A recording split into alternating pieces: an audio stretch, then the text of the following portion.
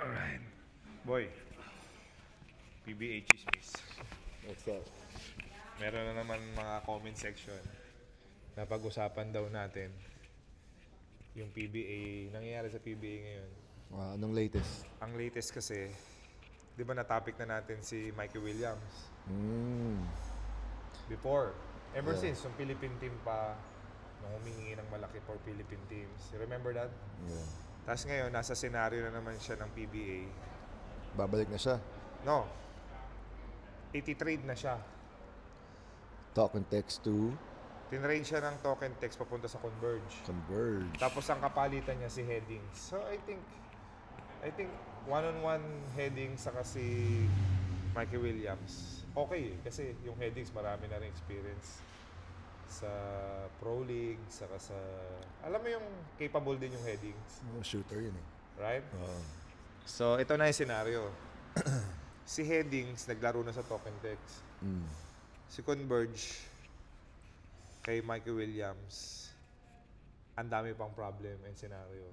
Which is, akala ko kasi, pag itin-raid ka, okay na yung contract nyo dapat, di ba? Dapat done deal na yung mga contract and everything. Ito, first time ko naka-experience at ito na rin, nabasa ko lang. Si Mikey Williams, humihingi ng $30,000 US dollars. Equivalent to how much yun? More or less, mga 1.6, 1.7 million, right? Laki nun ah. So, 1.7 million a month. So, ayaw papirmahin ni Converge. Ang problema niya, lugi si Converge na wala yung headings. Tapos, ayaw din naman nilang papirmahin yung Mikey Williams kasi malaking hinihingi. What can you say about that? He's back where he started. Parang ganun. What? He's back where he started. Kung ano yung naging issue niya sa talk and text, ganun din yung issue niya sa Converge. Pero bakit hindi na-distinguish ni Converge yun? Na bago natin ituloy yung trade na to, alamin mo muna kung okay yung magiging contract niya from us. So, lugi si Converge. Kasi, Feeling ko naman they're gonna find a common ground. They're gonna... Kailangan din na mag-compromise din si Mikey if he wants to play.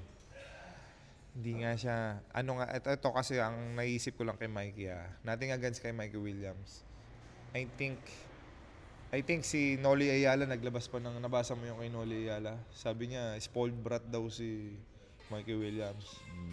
Ako sa side ko, for me saka yung agent ni Mikey Williams. Kasi tayong mga basketball player, especially Mikey Williams, tropa niya yung mga Phil-Ams, di ba? Naglalabasan niya ng amount ng sweldo nila Malamang. Most likely, alam niya yung kinikita ni ganito na friend niya, na ganito na friend niya. Tapos sa mindset niya, mas magaling ako dito Bakit ganito lang nakukuha ko? So, hindi mo rin pwedeng sisihin si Mikey Williams, saka yung agent niya. Dahil, same sa NBA. Yeah, you have a point. Pag nag-NBA Kasi ka... ba si Newsom, sabi nga nila, offer sa kanya parang 2M, di ba? Sino? Kay Newsom. Di ba dati? Pwede. Kasi nag-MVP siya, best player of the conference siya. Tapos, nag-champion yung team niya. Si Mikey Williams kasi, naka-experience na rin mag-finals MVP yata. Champion din. And nag-champion din. So, nonetheless, tayong mga nanonood... Iba yung bigahin ngayon, no? Diba? Laki. Grabe, no? Grabe ngayon, no? Pero, yun nga, ikaw as a basketball player, are you in some sort of hating yung ugali ni Mikey Williams or nasa neutral side ka? Di naman hating, but it's... sayang yung years niya eh. Exactly, 2 years. Diba? I think 3 years na siyang... Really? It's been that long? I think so. No, 2 to 3 years. it hasn't been that long. Parang 1 year lang ata. More than I'm sure more than Sayang kasi he's in his 30s na eh. Yeah. So, I mean, just find a common ground so that you can play already. I mean, regardless of what you make, it's gonna be big anyway. You know what I'm saying? So, my advice to him is just to negotiate with Converge and find a common ground para makabalik siya sa court. And pwede naman siya 1 year lang pirmahan niya. Tapos sabihin niya, okay, if I do this, if I perform like this, okay, bigay niyo na yung gusto ko. Di ba? Bakit hindi gawin ng Converge? Pag nag-champion tayo, makukuha mo lahat. Oo, di ba? Motivation yun, no? Oo. Kasi, I mean, Incentives, Incentives, gano'n. yeah, marami kasi nag-hate kay Mikey Williams sa decision making niya. Hindi pwede kang mag-hate eh. Hindi dapat tayo nag-hate sa basketball player. Confident siya sa gusto niya, sa capability niya. Di huwag niyong papirmahin. Ang naging problema nga lang kasi sa scenario na to, lugi daw si Converge. Kasi nga, dapat din na tinuloy yung trade. Yun nga, takang-taka ako sa Converge. Sa akin if they makalaro si Mikey Williams sa Converge, sila yung panalo sa trade. Exactly. Kasi Mikey Williams, when he plays, if not the best point guard, top 3 yan sa buong PBA. I agree. Kaya nga maraming mga kababayan natin sa Pilipinas, kasi nasa Europe tayo ngayon, kaya kababayan natin sa Pilipinas pa lang. Maraming naghahantay kay Mikey Williams bumalik. Yeah. Kasi maganda yung skill set niya eh. 'Di ba? Combo guard. Exactly. And it's rare to find guards like that. There's maybe 1 or 2 in the PBA. Siya, tsaka yung sa Blackwater. Yung Phil Amden, pangalan nun? Cedric Berfield. Yun.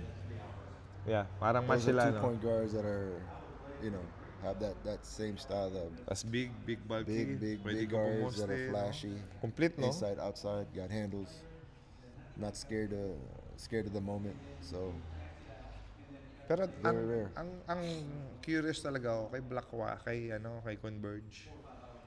Bakit mo ipinush yun knowing na may problema nga siya sa I think team? they just wanted the rights. Yung rights? Rights ni Mikey na, alam mo yun, they're confident that they can close the deal. Exactly. Bakit gusto mo yung right?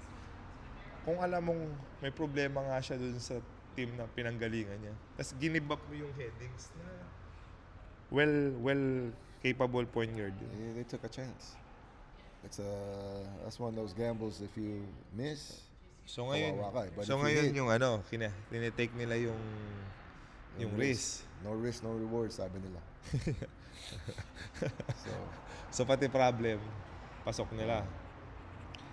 Well, sana ma-figure out ni Mikey Williams, no? Kasi tayo, ikaw, ako, curious din tayo kung paano siya babalik eh. Pero sa akin, bro, this is gonna be his parang second chance. If he doesn't make this right, I don't think he's gonna be playing in the PBA. You get what I'm saying? Yeah. He's got to find a way to make this right. Find a way to win back the PBA fans. Bakit si Mikey Williams, yung option niya Japan, bakit wala siyang option sa Japan? Pwede rin yan mag-Japan, ha? Korea, no? I think don't they have to get the release from the PBA? Parang ganun? I'm not sure. Kasi sila Ray Parks, dumiretso rin dun eh. I think they got the release from the PBA then. Ganun yun? I think so. So I don't know. I don't know how that works, man. That's a good question though, no? Why doesn't he just play in Japan or Korea or somewhere? Kasi yung contract na gusto niya, kaya ng Japan. Oh. Ang may kaya lang sa contract na gusto ni Mikey Williams ay Ginebra, Pure Food San Miguel, and Token Tex. Right? Pero hindi binigay ni Token Tex. Weird, no? Weird nga. So may something yan. We don't know. You have to, alam mo yun, yes, you're a great player, but you still have a lot to prove, man. Hindi pa siya dun sa certain na parang Junmar Pajardo. Yeah, or Jason Castro. Oh yeah, Jason Castro pa, no? I Parang think too early, no? You're asking for the same contract as Jason Castro without achieving the same accolades. Yeah. So, I think that's where the issue lies. Yep. So, there you go mga ka-amazing, ang ating chismisan. Naghihintay kami ng train papuntang airport. So, Also, may isa pa, di ba? The Zamboanga Oh yeah, I think nabasa ko rin, They binili purchased, na ng ano, Zamboanga Terra Firma. Valientes yung Terra Firma. Terra Firma. I think kilala ko yung Zamboanga Valientes sila Navarro. I think mas magiging competitive ngayon yung Valientes. They are well competitive team eh. Ever since nakasubaybay na ako sa team nila, medyo mas competitive na ngayon. And that's good for the PBA. So, paano yung MPBL team nila? Akit PBA, gano'n? Wala naman silang MPBL team. Zamboanga? Meron. Iba yun. Valientes to. Iba yung Zamboanga na setup ngayon. Akala ko sa kanila din. Iba. Ito yung Valientes na nag-AABL before internationally. So, congratulations sa Zamboanga Valientes. Welcome to the PBA. Yes, sir.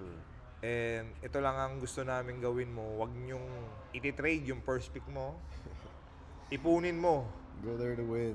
Kasi they are first pick for a reason, right? They are the best of the best on the draft.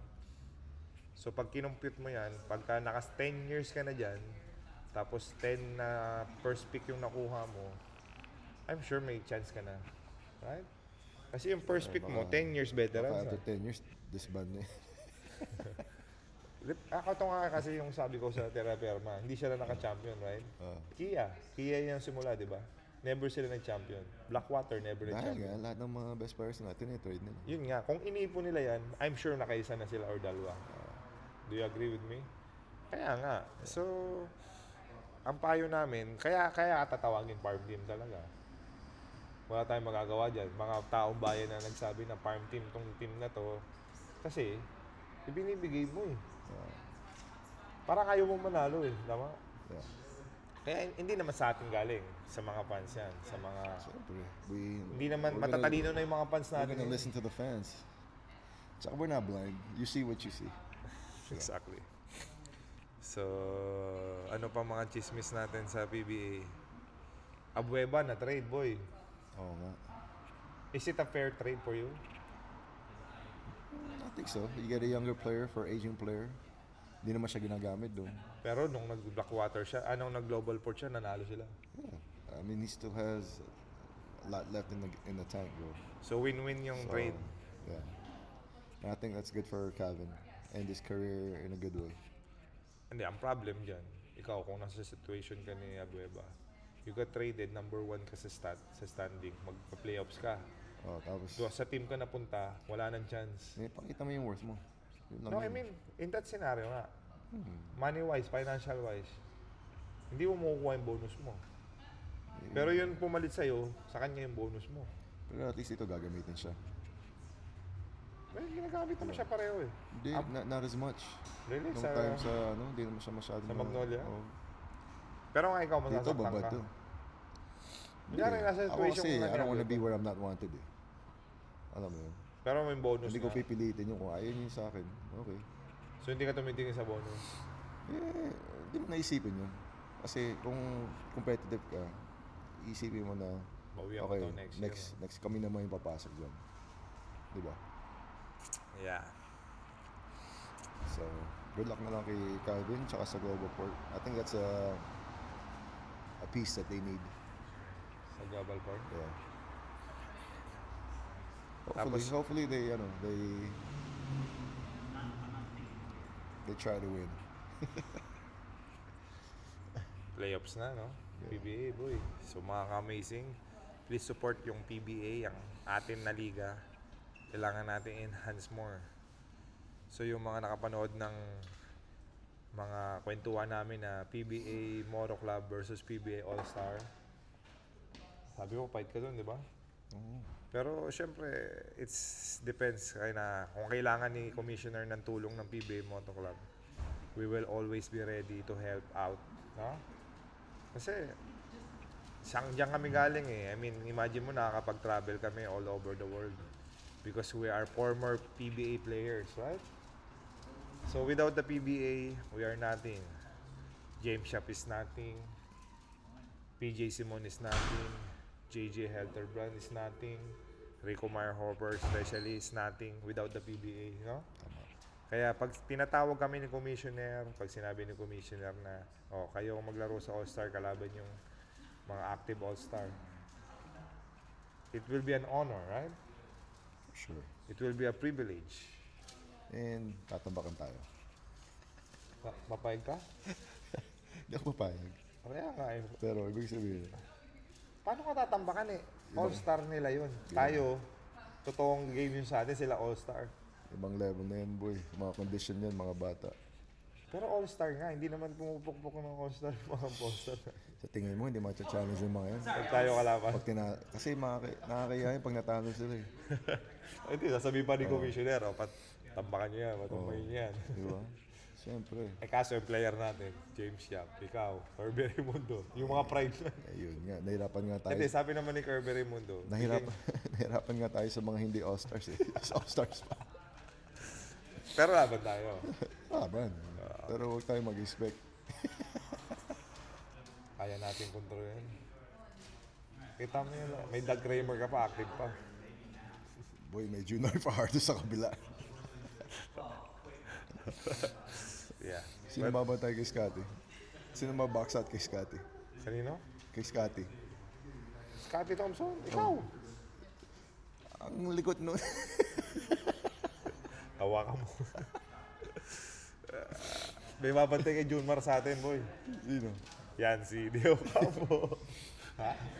Feeling ko first two, maybe first 2 quarters. Okay. Pero pagdating ng second half, pagod na lahat. Well, first of all, mga amazing. Galing kami ng UK, galing kami ng Madrid. Lahat ng mga bata, pinagandaan tayo. No? Grabe yan. Oo, buti nga tayo matalo, both games. Oo, Madrid, galing din. Gagaling, alam mo, Alam mo nakakabilib. the only reason why we won? Bakit? Experience natin. That's the only reason. Exactly. There's nothing else. It's not our conditioning. Hindi naman tayo nag-practice. Wala tayong ginawa kung hindi kumain. Gala-gala. Puyat. Lahat ng pinagagawa niyo, pagod. Wine sessions ba? Everyday kayo naglalakad. Grabe. Pero yun nga nakakabilib yung mga kababayan natin overseas. Yung mga Filipino basketball players natin na may passion pa rin sa UK, sa Madrid. Lahat ng country, Canada, New Zealand, Australia, USA. Ang gagaling na ng mga Filipino all-star natin, no? Nakakabilib, no? Lahat. Magaling sila or umina tayo? Magaling sila, boy. Magaling sila. To be honest, magaling sila.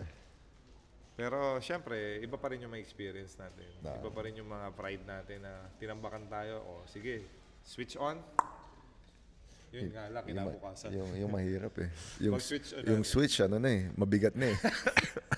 Dati, Dati pag-switch mo. Hindi, ito ngayon yung parang breaker na eh. Kaya maya pa. Warm up muna tayo. But nonetheless, we had fun. it was a good game. I'm glad everyone enjoyed, including us. Yun naman yung goal natin dito sa mga overseas na mga international game natin eh. To give joy sa mga kababayan natin. Makita natin sila. Makapag-bonding tayo with them. And tayo sa PBA Moto Club, parang nagiging scenario na natin. We build relationship sa mga Filipino community natin. Yeah, most of the organizers and they become our friends. No? Hats off din sa mga ambassador ng mga country na pinuntahan natin. Yes. Grabe support ng ambassador.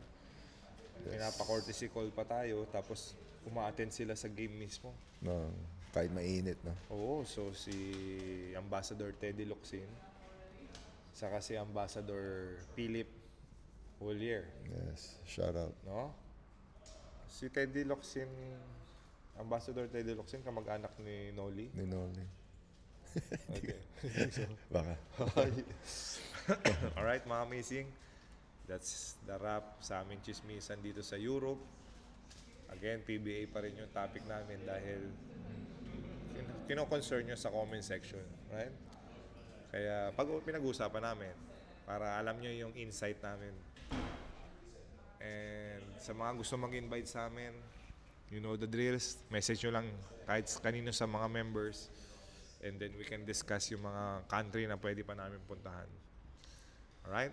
Alright, so mga amazing. We'll see you back in Manila. Please pray for our flight. And God bless and stay amazing always. Amazing.